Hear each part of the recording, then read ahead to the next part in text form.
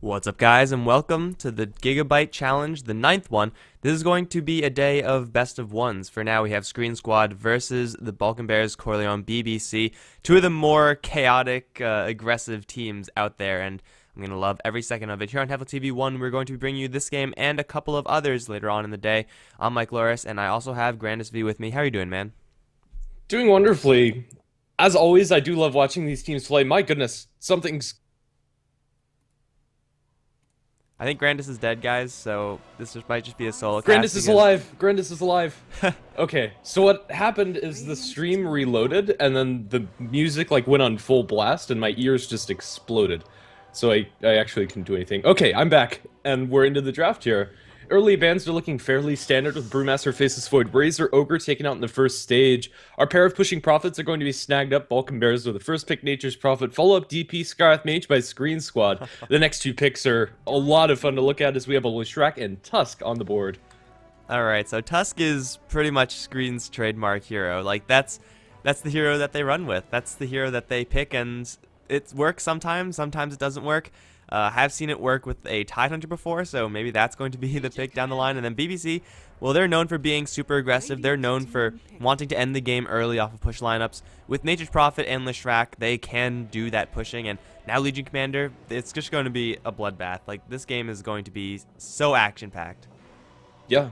I don't know. Did Sqreen Squad already have a decent amount of tools to deal with a Legion Commander that's dueling a target? In particular, the Tusk Snowball, being able to snowball your ally while they're being dueled. The Scarth Mage Ultimate on top of the Legion Commander also makes it really hard to win duels.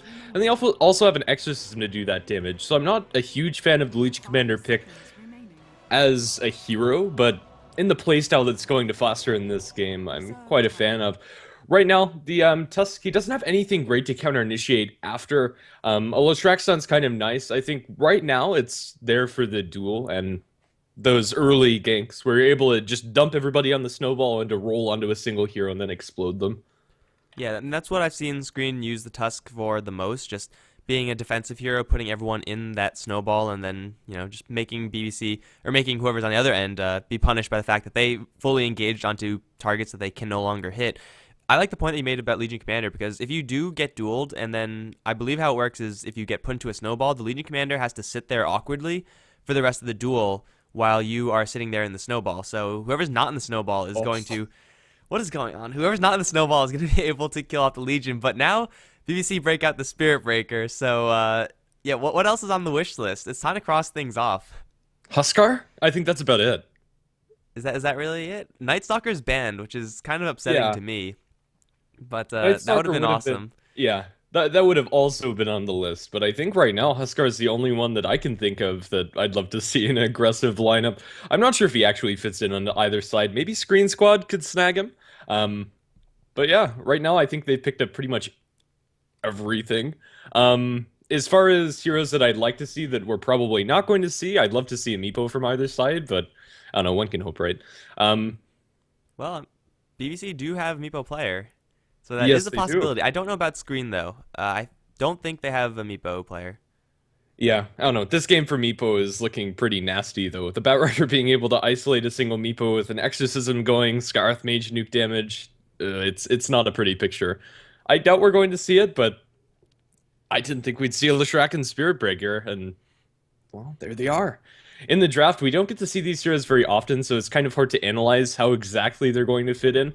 I expect this to be a roaming support Spirit Breaker that just looks for early charges to get kills with the Leshrac, then the global pressure coming up from Nature's Prophet, almost instantly making any 1v1 engagement to a 1v3, 1v4.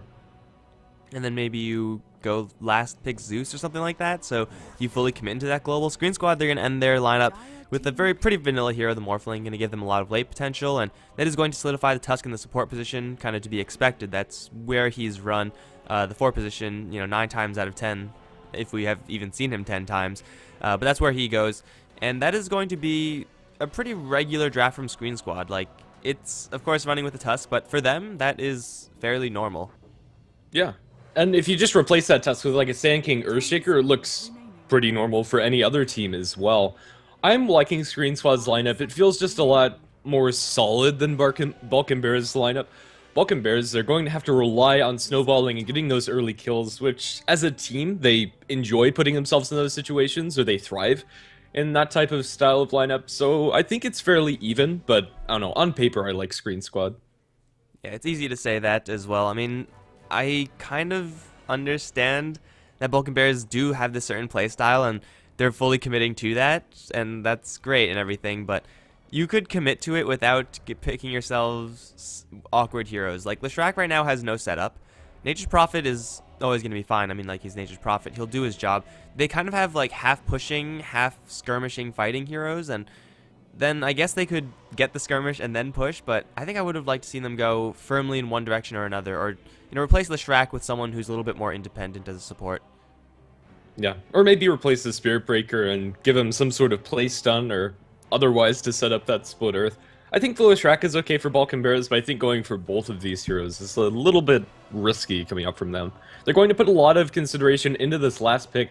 Honestly, I'm not sure what they're going to go for. They have a decent amount of lockdown between all of their heroes. Spirit Breaker with his Bash, Nether Strike, Leshrac with his Split Earth, and Nature's Prophet presumably going to be going into some sort of like Treads, Blade Mail, Orchid build, or any combination of those items, which will be nice for locking down the likes of the Morphling. But Balkan Bears, I'm not sure what they're missing, because honestly, I'm not sure what they're trying to do with this draft. Troll Warlord, attack speed, and Spirit Breaker Bash. It'll be a thing. And then when you blink in and duel someone, you just turn on Battle Trance, and then you shred them to pieces. It's gonna happen. You just wait 7 seconds, and it'll come up. Yeah, I'm okay with the troll here. Let's see. Meepo. Even better. Okay, whatever. Wishlist achieved, right?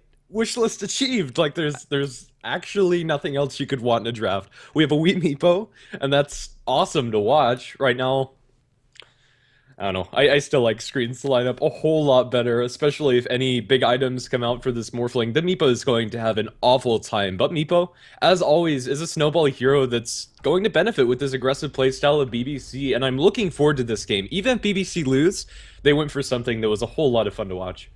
And because these are best of ones, like, if you're going to be doing that, you do them in best of ones, or, when you could potentially catch the enemy off guard, and I think it actually worked. Like, I have no idea what is going to be going on with their draft. Like, I'm inclined to think that it's going to be a Spirit Breaker playing that supporty role. Meepos usually go towards the mid lane, especially when BBC run him.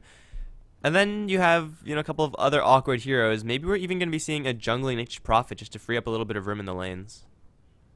It would be incredibly greedy, but it definitely could work, especially since the Nature's Prophet's likely to be teleporting in and looking for those kills early on, and he wouldn't get much out of the lane. That said, on the side of Sqreen Squad, with a more stable lineup, we're going to have Necroman playing on the Death Prophet in the mid, presumably. Morphling going to be handled by, I have no idea what this guy's name is. Leader of this lobby going to be playing on the Bat Rider, no contact on the Scarth Mage, and Sqreen himself on the Tusk. I wish this was an official lobby so their names would actually change, and at the very least, please change your names so we know who's actually playing what. Yeah, the Morphling is ZXC, so there's like a full Sqreen Squad here, and they're not running the standards, I don't think. Anyway, on the BBC side, we got Hockey, the Legion Commander, currently heading down towards the bottom lane. Still in the base, Pedrinho is playing the Nature's Prophet, but this looks like a jungling build for him. 3 clarities you don't usually get. It's going to be Weehaw playing the mid lane Meepo, with Aladdin playing the support roaming Spirit Breaker. And that leaves Levi on the Leshrac up towards the top lane. Is it going to be really a core Leshrac? Out of all the possibilities, that is not the one that I would have considered. Well, honestly, it could probably work out for them if they're going to be playing this that greedily. Still, even though their lanes in theory are greedy, they still have killing potential in pretty much any of their lanes, with the global presence of charge as well as the teleport in from the Nature's Prophet, who's going to be jungling up, looking for some early null talismans. As long as they're able to find heroes without the Tusk backing them up, I think they're going to be pretty comfortable in looking for those kills. That said, it is going to be Leshrac up against a tri-lane. With or without Spirit Breaker support, this Leshrac is going to have a terrible time. Yeah, and the Treant up on top is going to spot the lane assignments already. A snowball is going to be thrown towards Aladdin.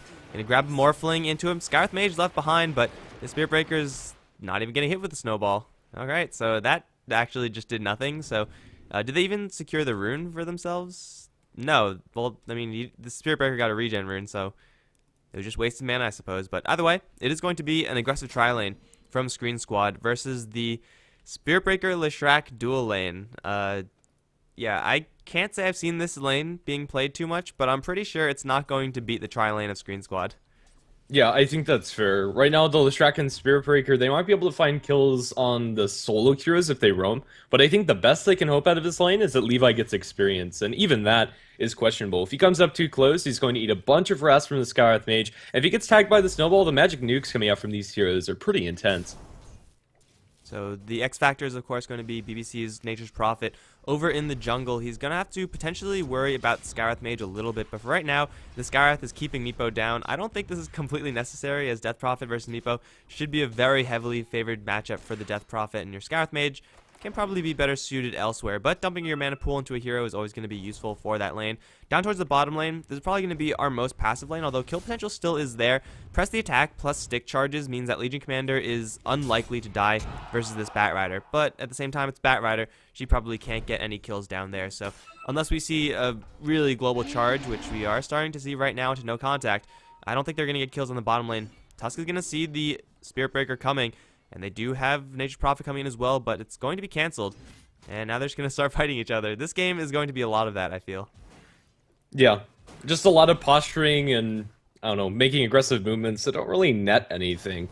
As BBC, there's not great setup for these kills to start things off. Maybe a stray net landing on the Meepo's lane could send something up. Once level 6 comes out from Legion Commander, that's kind of when they can actually look for kills.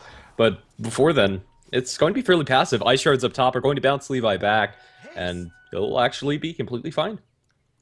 Haste Rune now on the Scarth Mage. He could go for the Nature's Prophet pretty aggressively, but these Treants are nipping at his heels, quite literally. I don't think I've actually seen these Treants before, but yeah, top lane, just a lot of movement around. Not really much of anything going on, as Sqreen is going to run into Aladdin, and Aladdin doesn't even blink an eye. Now no contact wants in, seemingly, but no, this is...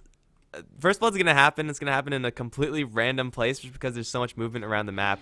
These teams are both messing with each other. Now no contacts. Haste Rune is going to run out. Here comes the Space Cow. Is there a level of Sprout? There is a short teleportation forward. No contact is going to be able to walk out of this, I feel, unless there's some divine intervention. He's very fast, and there is no Empowering Haste, no boots in the Spirit Breaker. Pedrinho does only have a level 2 Nature's Prophet.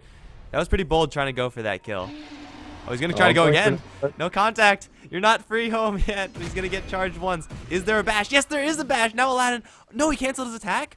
Did he just cancel his attack? I think he did. Yes. 8 HP. The Skyrath survives. And it's going to happen up towards top lane where the Leshrac is going to be the first blood. Oh my god, this game. Yeah, it's... I don't really know what to think about it. It's going to be first blood picked up by Sqreen Squad as the Scarth Mage narrowly avoids death. The Spirit Breaker pulling the punch there is going to cost BBC pretty huge. That's going to be Spirit Breaker without his boots because he didn't get that first blood gold. Also some much needed experience for them, and now that gold's going to be pumped into the likes of the Morphling as well as the Scarth Mage. Not really a happy position for BBC to be in. We currently sending one of his Meepos back to base as it's very low. Isn't going to be able to abuse the jungle like you usually see a Meepo do. Or actually, no. Pedrinho is going to be stacking up for the Meepo and not for himself. Just looking to accelerate Meepo's ability to farm. Already at level 5. Level 5 Meepo can clean those stacks fairly easily, but it's not until you get maxed out Poof that you really want to attempt that. And for now, Wee's doing fine. I'm not sure what his build is going to be this game. I expect it to be an Aghanim's Rush or maybe just a straight up Blink. After the treads, of course. The Nature's Prophet stacking up is, of course, nice for the Meepo, but this is costing him a lot of time. Like, it's 4 minutes in, and this Nature's Prophet is only level 2 because he has been doing so much of that stacking. And Nature's Prophet isn't a great clearer of stacks until much later on. They're going to go for the Meepo over towards the mid lane. Shards are going to miss, and that should be the end of it. But the Nature's Prophet, he doesn't have boots. He's just going for mass null talismans. He doesn't have Sprout. He has a fighting build, but he doesn't actually have the ability to fight. Wee's going to run right back in. Going to catch Sqreen and no contact with a double poof. Suddenly no contact, looking pretty vulnerable, but they both get put into a snowball. we should be dragging them towards the Spirit Breaker. However, Spirit Breaker doesn't have any charge. Now they're going to pop out of the snowball. Wee's going to look for this kill on Sqreen. He's going to get that one. Now double poofing again onto Sqreen. The damage is going to be close, and Wee's going to collect a double, but he will go down to the Death Prophet in the end. And also at the same time, Batrider died solo to Hockey. No duel being won there, but still that was a 2-for-1, and yeah, that was 2-for-1 in favor of BBC. Yeah, it's going to be good for them, especially since the Meepo gets a lot of those kills. Aladdin taking a lot of damage with the waveform over top and the auto attacks. It's going to be enough to notch that kill. Morphling now fighting a little bit more, does have enough mana for a secondary waveform, but under tower Levi should be safe, but not until the snowball comes through. Everybody's in it, and it's going to be balling fast into Levi under the tower. They're going to dive him, and they're going to be able to get this kill. Ice Shards are going to be more problematic for Sqreen and ZXC than they'd really like to. Aladdin gets a charge off, and it's the Morphling to die under the tower. No contact now taking tower shots as Fedrino tries to clean up Sqreen, but with stick charges, as well as the boots advantage of the Nature's Prophet, that shouldn't happen. Aladdin now fighting up against no contact, looking for some bashes. It's going to be able to find at least one with the Meepo coming in here. It is going to be a double kill for Levi as he snags that last hit within inches of his death. That dive coming out from Sqreen squad was punished fairly heavily by BBC. They don't even get the Lesh kill. Yeah, unfortunately, once you go into the snowball, there really is no way out of there, and I mean, they went for it, and I think anyone would have. Leshrac is generally a very soft target, but he was salving while the snowball was rolling, and by the time the snowball actually connected, the Leshrac was pretty much at full HP, landed a 2-man split earth, and I mean, that's just value upon value for the Leshrac, who has gone for the heaviest nuking build possible. I think this actually is the correct build for this game. Normally with core Leshracs, you want to be getting Edict so you could push things, but in this game, when you're going to be fighting all the time, then you get skills that you could just burn all your mana in chunks as opposed to get the dot skill of Diabolic Edict, which can situationally do a lot of damage, but it's a lot easier to land lightning. Over towards the bottom lane, Duel is going to be won by Hockey. That's his first stack of damage, and this Batrider actually having a lot more trouble with this Legion than I thought he would have. Yeah, the Batrider is, I don't know, honestly, just getting walked over by Hockey. He's 28-3, which is nice CS in theory, but he's died twice, and both of those to the Legion Commander. Hockey's well on her way towards Blink Dagger, even after backing off for a Soul Ring, whereas the Batrider isn't even close. Inside the jungle, we're going to see a TP in towards mid on an Necroman with the charge as well as the double poofs. It's going to be up damage, and now Sprout going into no contact. He's going to have to back off with one of his Meepo. The Split Earth, no, it's the Lightning coming out from Levi is going to land, now looking for bashes. They're not going to find him. Poofs away are going to keep the Meepos safe. Ice Shards are going to trap in Aladdin as they get the lasso back onto him. The Snowball also going to land, just holding him in place. The nets come out, they don't land. Aladdin's burning in the fire and the flames and will fall down. Levi is going to look to turn away under his tower, taking a decent amount of damage from the bat as well as from Sqreen, but I don't think they're going to be able to chase him down, at least without Sqreen not dying. With a double poof from Wee, this should be a fairly easy kill. It's just a single poof and an auto attack. It's going to be the tower getting the last hit, but still another dive going to be going punished by BBC. Both of the teams are running on all cylinders and diving at full throttle. And we're seeing some weird interactions as well, like sprouting to keep the Tusk out of his own Ice Shards from killing your own Leshrac, a snowball with a Batrider, which does not break the lasso and just keeps it and lets you go around everywhere. It's weird stuff going on, and we're going to be seeing that once more as they're going to potentially set up for bottom lane. Here comes the Cow and Scarth Mage. He seems to know about this, but do BBC even care? It seems like they don't. They're just going to go for it. Nature's Prophet's going to come and clear some trees. Do they have a duel? They don't, because Hockey's going to get silenced.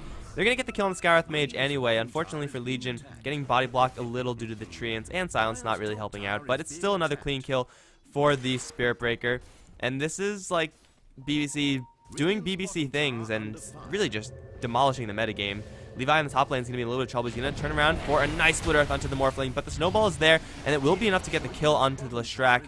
Aladdin's going to come forward for a charge, however, that's not really going to be doing that much.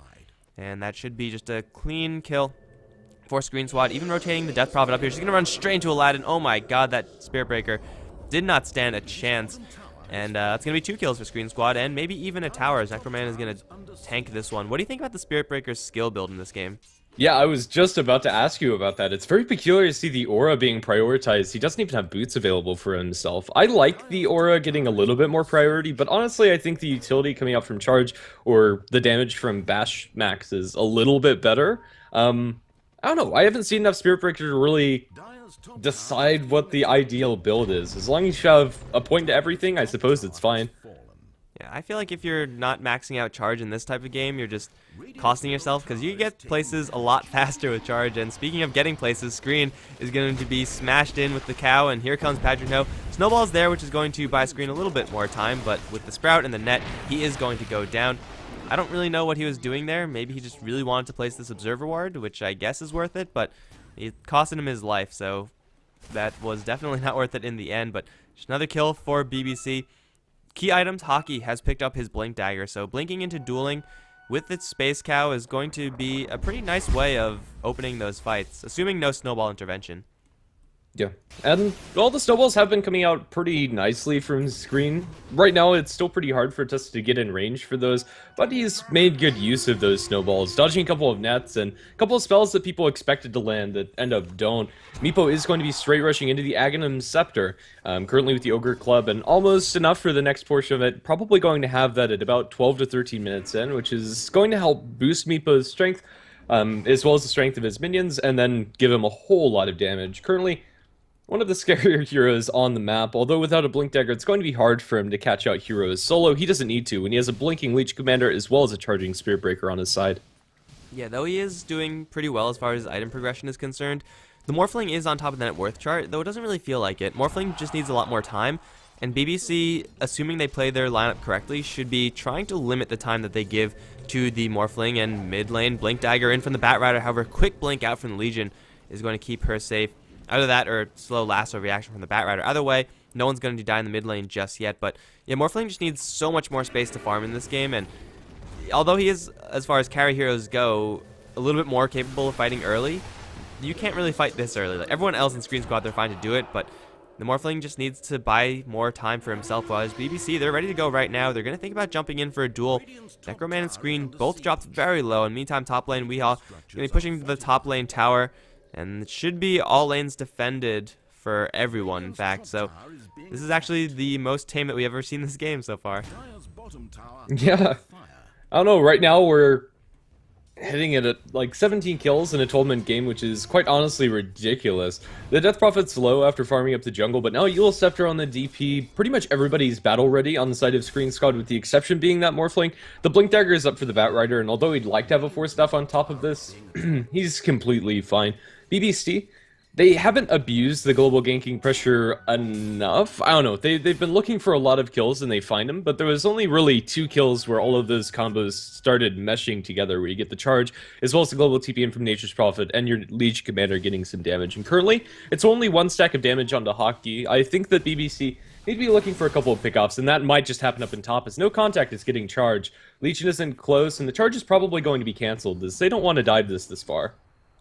Unfortunately, it is going to be cancelled. I thought he was going to continue going for it, but the vision being provided by Sqreen's previously suicided for ward is going to give them quite a bit of coverage. Now smoke up from Aladdin. He still wants in, and I don't think Sqreen Squad know about this one. There is a Leshrac who's kind of in the area, though kind of not. Maybe Aladdin just wants to ward this.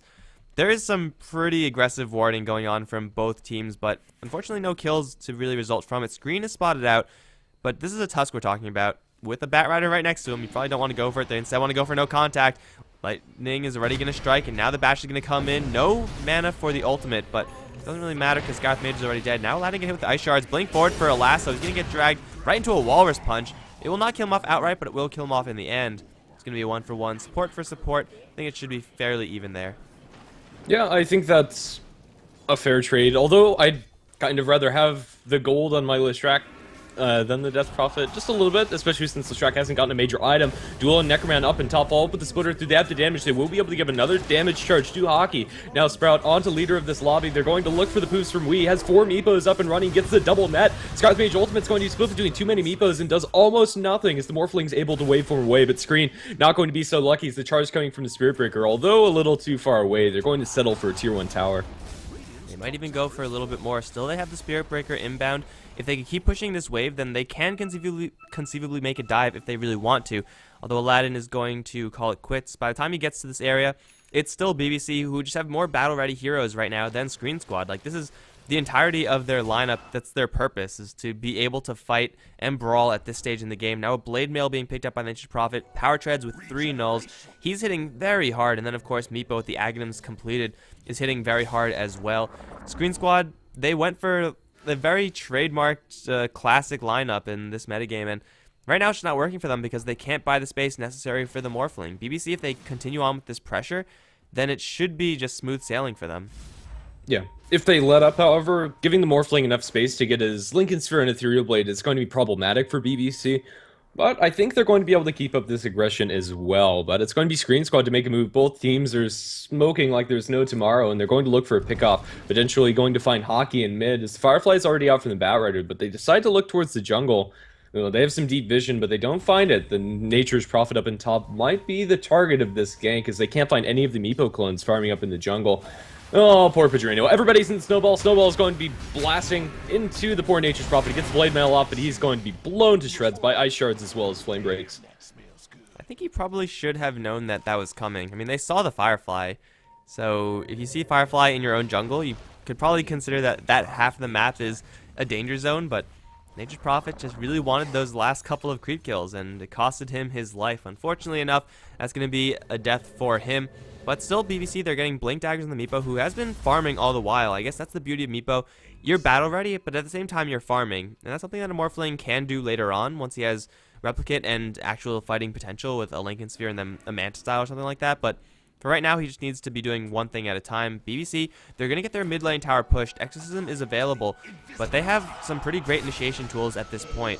I don't know if this is going to be a successful push from Screen Squad, because Weehaw waiting in the wings. Wrath of Nature's going to fly through, stun, blind onto Necroman, and now the jump in for the duel. The snowball's way too late, and it's going to, well, not actually be relevant at all. Sqreen is the only one to pop out of that one. Morphling's in the area, but he can't really help out. Aladdin very low on HP, as is the rest of BBC. No mech, I don't think, on their team, but they're going to jump in for no contact. Poofs forward. That's going to be the death of the Sqreen Mage, and now ZXC is in a lot of trouble. He's going to waveform out, but Aladdin's going to give chase due to the charge.